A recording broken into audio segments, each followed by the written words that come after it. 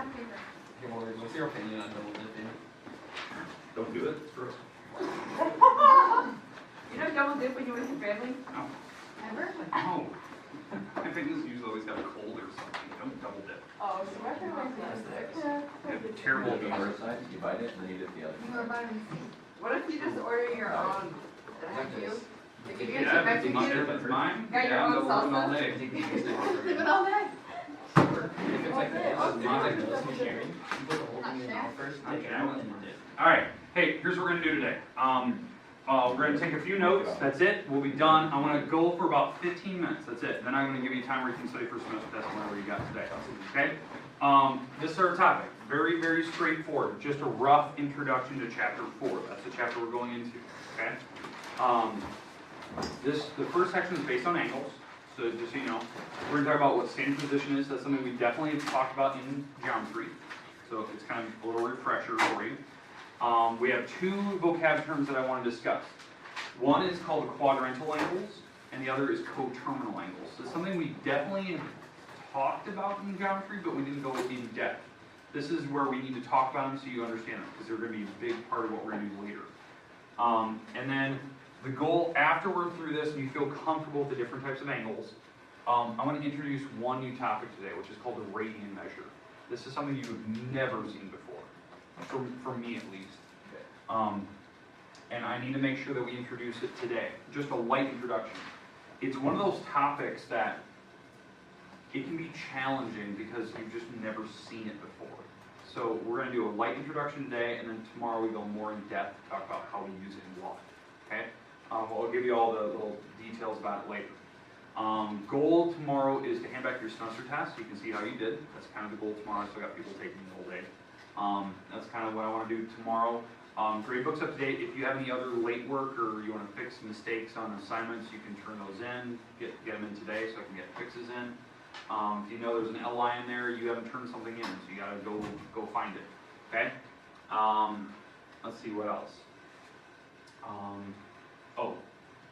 Chapter 4 that we're in. We're going to start with angles, and eventually it molds into the trig functions, sine, cosine, and tangent. The reason why I'm doing that now is so that you have it before you have to take the ITES or ITBS test. It should seem easier then, because that's something that you definitely want for those.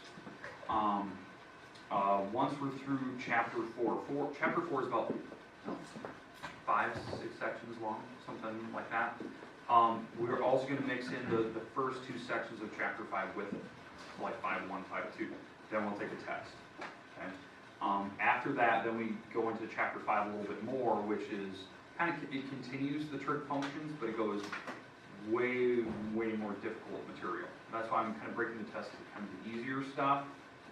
So you don't have to be like overwhelmed by the sheer number of problems. And then the second test we'll take is really the more challenging stuff.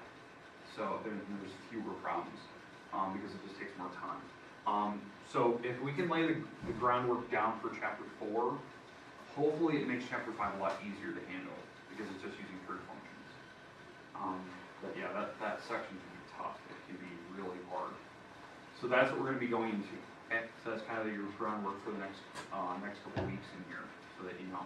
I want to get that done, hopefully. May I have your attention, please? Jamie from Athletico is here. If there are any athletes, any freshmen or sophomore athletes that need to see her, please go down to the locker room area at this time. The goal is hopefully to get you through a majority of trig functions, so that when you get to the ITES, the ITBS testing, you think it's easy. That's what I'm hoping for, because you just need a little bit of it. Once we're through chapter 5, you'll notice that you'll get a significant better score on the MAPS testing. Because MAPS testing is, a lot of those questions are trig functions. A lot of them are, the trig identities and stuff. So that's, if we can get through those, you'll notice a dramatic improvement in scores.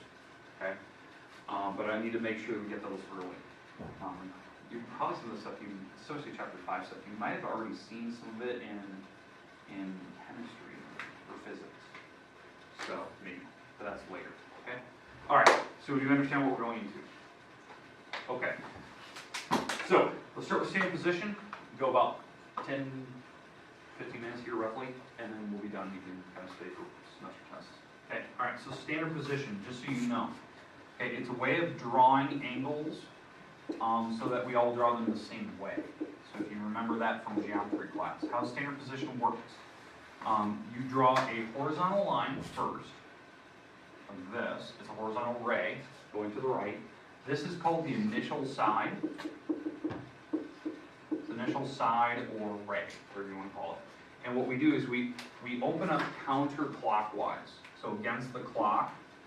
And wherever you stop, so let's say we stop here, that's called the terminal side. Terminal meaning ending, right? So the terminal side or terminal ray. So that's how we draw angles. Now, whatever this angle is, we give it a degree, right? Let's say this is like 50 degrees. That's what we usually use, okay? We use the degree system. Okay, do we understand how standard position works? Open up counterclockwise. That's how it works. Now, how this applies to something we previously talked about in geometry. We have the Cartesian coordinate plane, Cartesian coordinate system, right? And how this works, how the angles work, is that we draw the initial ray right at the vertex, going to the right, and then you open up counterclockwise, this direction, and that forms your angles. Okay, so, and wherever I stop, that's my angle. Now, here's the thing, I have no idea what the angle is on this one, so I'm not going to even guesstimate it. So we use a Greek letter, Greek alphabet.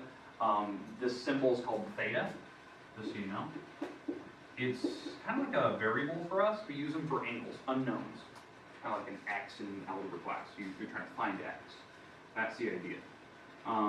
Greek alphabet, they all have different meanings. That's why typically a lot of people see them in like sorority and frat houses. They string three of them together and it means their like mantra of their group. But for geometry and pre-calc, we use them for angles. It's like a variable for us. So theta, beta, B with a really long tail, alpha, phi or phi, however you want to say it, and then gamma, those type of things. So these are the typical like angles that we will use a lot of for our purposes for missing angles. Okay, do we feel comfortable with the actual like symbols themselves? Okay. Now, why they came up with like why did they use this system is because we didn't want to use the alphabetical, the alphabets letters, because the reason why is we use alphabet for a sideline on like a picture. It's like an edge to a drawing. So they'll use Greek letters for the angles in the corners so we don't get confused with what they're talking about. Greek letters means the angles. Okay. Any questions with the Greek terminology or the way we draw angles here? Okay. A lot of that, if you're familiar with it, we talked about in geometry class. So you should be very, very comfortable with that. All right.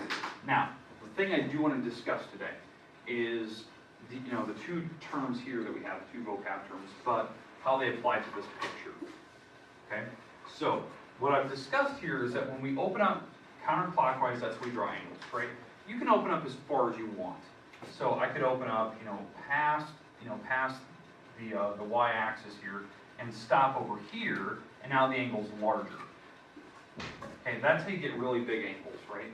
Before I had, a acute angle, and now I went to obtuse. So let's give it some numbers. So let's say this was, 50 degrees like I did earlier. So now when I open it up, maybe I'm at 120 now.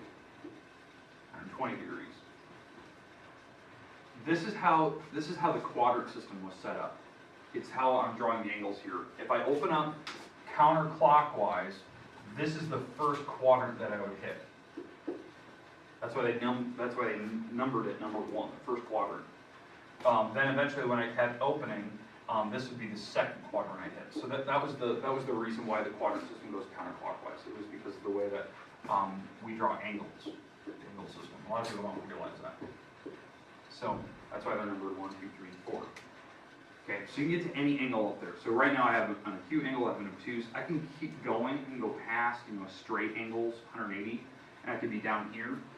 That's fine if you keep opening up. Anyone know what these angles are called? Where I go past 180? Starts with an R. No. It's a reflex angle. Reflex angles. They go past 180, so like 218. So those are the different types of angles. Do we feel comfortable with the number system, how it works? Okay. Now, you can even go clockwise, which seems weird, seems goofy. I could go this direction. If you go clockwise, you're getting negative angles. So if you go down like clockwise, this angle could be negative 30.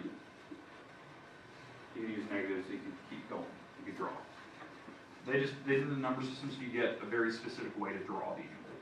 And you always have the initial sign on the x-axis and go from there. The vertex, where the actual rays meet, that's always on the origin. So you know, question? Is that one, is the negative 30 angle reflective? Reflexive? Technically, it's a negative angle, but I mean, you could do another angle that would mean the same thing. That would be a reflexive. So that one is acute? Right now, it's acute. It's a negative acute angle.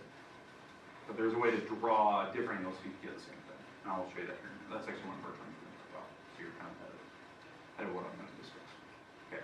All right. Do we understand positive and negative angles? Okay. Acute, right, obtuse, reflex. And negative angles, we just call it a negative acute angle. Okay. All right. Let's talk about this idea of quadrantal angles.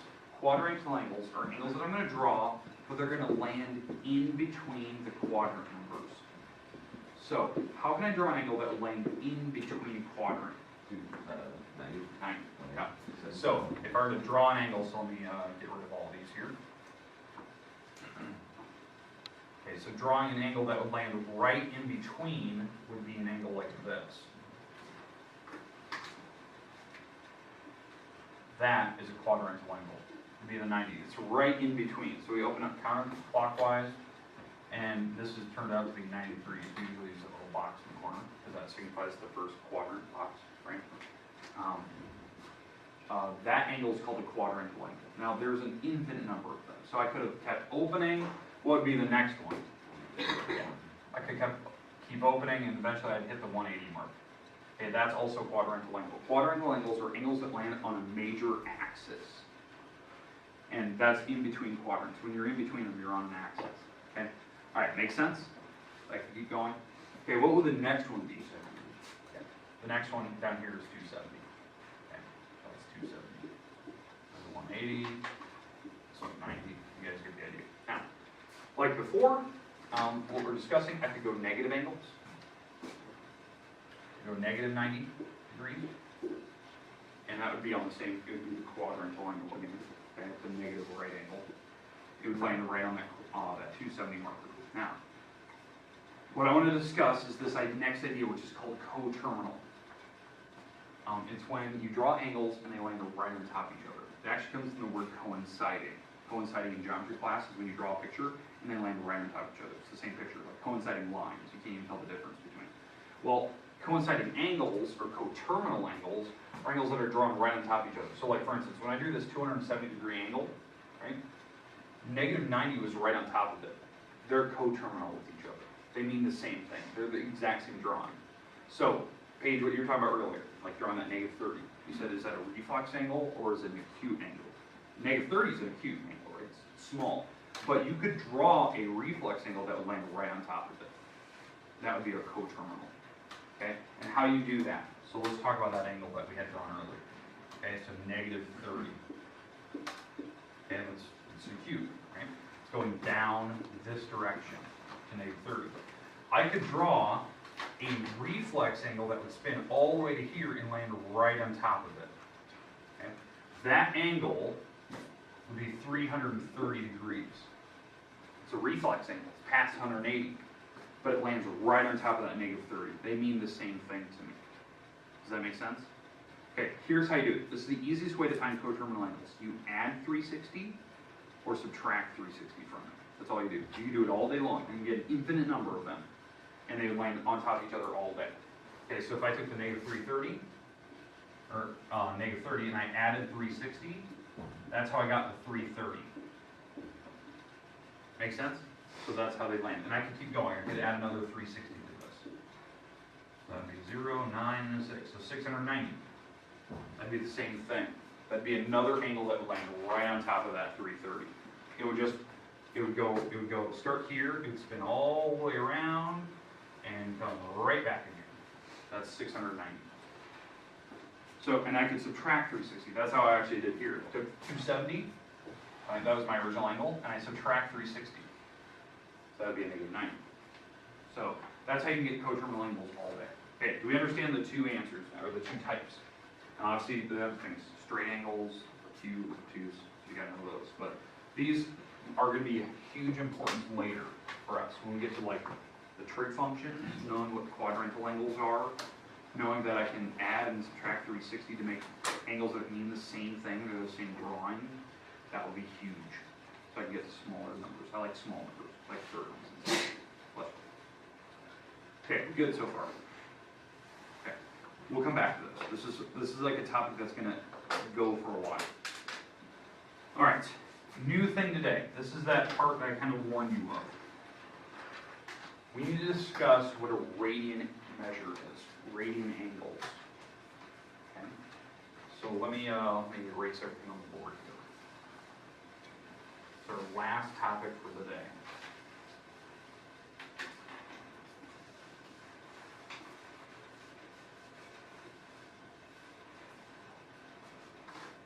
We have two ways of measuring angles. The one you are very, very comfortable with, degrees. You guys are very comfortable with degree measure, you know, like something like 50 degrees. Okay. We know how to draw it. You know, kind of like mentally, you know visually what that looks like. To me, a degree system is kind of like feet and inches. It's just a way of measuring. You guys are very comfortable with it. It's a system we've used a lot since like, you know, freshman year. The other system that we're going to use, what we're going into, the new one, is called the Radian Measure. Okay? This to me is just, it's the same idea, right? You're going to measure angles. It's just the answer, the label, will look different. Okay? And that's the part you need to wrap your head around. To me, like the best way I can compare this, it's like going from feet and inches, the US customary system, to the metric system now. Metric system is using centimeters and millimeters, right? So it's just, it'll have a different label, but they mean roughly the same thing. You know, you're measuring angles. Okay, make sense? So, you know, like in the metric system, you know, 72 centimeters, I don't know, 9 inches. But knowing how to like convert, that's the thing that you need to learn. So this plays a huge importance. And my goal today is just to explain what it is. Like, what is a radian? So you can see it in front of you. Then how do we measure it? Like, what does it look like measurement-wise? Okay, so once you can wrap your head around that, then we can look at like what it's used for. Because believe it or not, you use radian measure a lot. It's actually used for a lot of different types of problems, and that's what we're going to be going into. The thing that you guys probably practically use it the most is for your car, your vehicle that you drive. Centrifugal motion, the motion of your car. When the tires spin on your car, that's using, and like the speedometer is working, that's using radian measure, believe it or not. That's how they can tell the speed of your car. It's using how many times the tire spins. So that's what we're going to use radians for. It's for circular motion. Okay? And that's kind of the fun stuff. That's the stuff we're going to look at maybe tomorrow, an intro for the first time. Show you kind of some fun examples of what we can use it for. Okay? Today, let's get the definition, and we'll stop there. The definition of it. Okay? All right. So this is how they originally came up with what a radian is. Like the original unit for it. So imagine. Better attention, please, any junior or senior athletes that need to meet with Athletico, please report down to that area at this time. Okay. So imagine you're on the the coordinate system here, and you picked a radius length. So somebody give me just a random radius number. 37. So let's say it was 37 inches. That was my radius that I'm going to pick. That's the length of the ray that I'm using. Okay, it's the length of it. And I'm going to spin in a circle. Okay, so it's doing centrifugal motion, right? Circular motion. Okay, I'm going to spin in a circle. And I'm going to start here. This is where I'm starting. I'm going to go on this circle. So imagine maybe you're on a Ferris wheel. And you're going to go exactly, you're going to travel, and then the Ferris wheel is going to stop to load the next passenger. You stop exactly 37 inches from where you started. So you traveled on the circle 37 inches. Does that make sense? That number was the same number as what your radius of that thing was. So the radius of this circle is 37, and you traveled 37 inches on the circle itself. The angle that you just formed, right here, this angle is 1 radian. That's how they measure it. when you travel the same distance as your ray is, your radius, that's a radian. So you could travel multiple radians in a circle. Okay, so when you start spinning, you just have to count, okay, how far did I travel, and what was my radius? Okay, I'm traveling multiple radians in my circular path. Okay, that's where this is the easiest way I can explain what a radian is. Now, you see like the number here. A lot of people they look at it and they're like, okay, all right, I see it. Yes, that's 1 radian. You know, you travel the same distance as what your radius is. But what is it as a degree? What is it as a measurement? That's what we can talk about. We can do a conversion. We can convert radians to degrees and degrees to radians. Make sense? So here's what I want. I want somebody just to pick a random radian number. 8. Oh, jeez. Okay, that's fine. We're going to use 8. Okay, that was your first one you said. The reason I find it funny, that was what the last class said. But nice. So, all right. So 8 radians. So we're going to travel on a circle, and you're going to travel 8 radians. So whatever your radius is, you're going to travel 8 of them. And you're going to travel 8 of those perfect radius paths. Okay? And we're going to see where you ended, like what the angle is. Now, obviously, my picture is not from a scale. Okay? You know, nothing is uniform in the picture. But whatever your radius is, you're going to travel 8 of them on your circular path. Okay, so if this is 8 feet, you're traveling 8 feet, 8 times. Because you said it was 8 radians, right? That's what you wanted. Okay, so you understand that that is an angle that you just traveled. 8 radians, it's an angle. Okay? So here's your thing here's the formula that we use to convert. Okay? You take your 8, right? Your 8 radians here. So 8. You take that times 180, and then you divide by pi.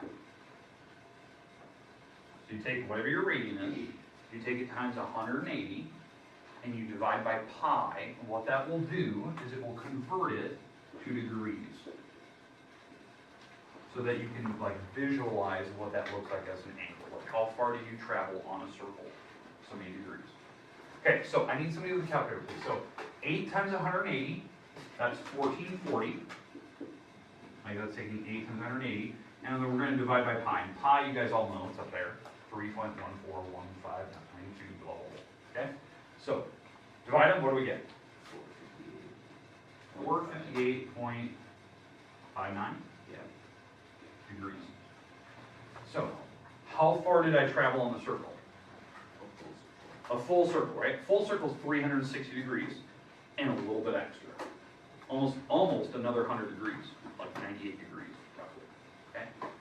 Okay? So you almost went a full circle. So it was starting here, going 360 degrees and a little bit more and ending up about 98 degrees from, the original spot. Make sense? And again, how I do that. You take your 458 and you subtract 360.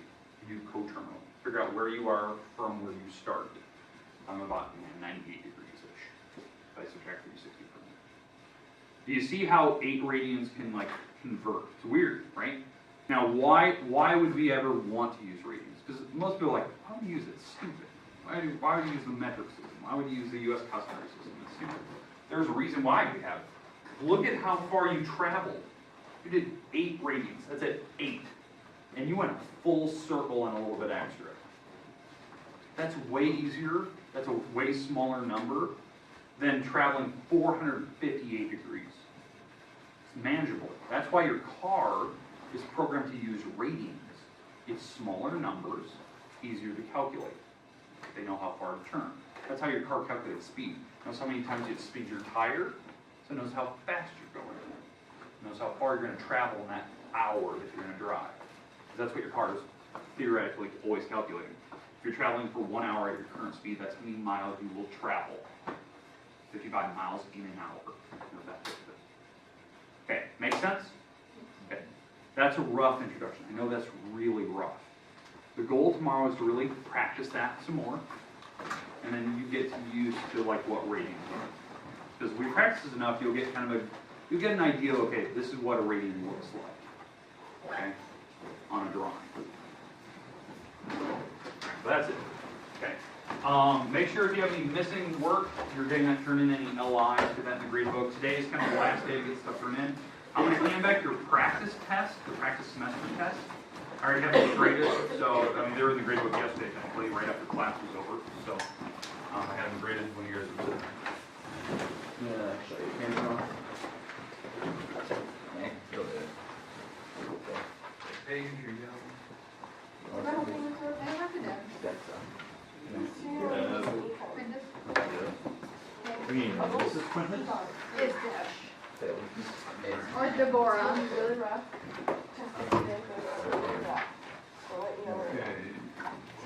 Start pen or your pen? Abby. Addison. Bree. Nice one shows. Let's see HLSE. Cindy's gone. What is Seth. scarcity and why does it always exist? Katie. Unlimited. Brooklyn, you must have been gone last What do you week. have? He's back. Good period next. Or you turned in a bunch of late work. Something you No, don't. you must have been gone last week. Well, these are the ones I turned in. Something you don't. I don't know. You don't. Yeah, but you also have those. Hey, you're on the right track. American Good. Oh. Well, can't run them all, can I? Keep second period B. Me? Yeah. I was gonna hit it. I was One, looking for Bert. I was gonna change it, but she's Time like, and I'm like, yeah, I have to get the booth, so I can be like, no, she said, Yep. oh, it's a normal P. It's like What is 25 opportunity Ps. Yeah, cost? It's a normal P. How does it affect consumer decisions? Bert sent it to Okay, you. opportunity Yeah. cost is the next best choice. I have And if I said. first, second, third, fourth, sixth, seventh. What is the production possibilities of a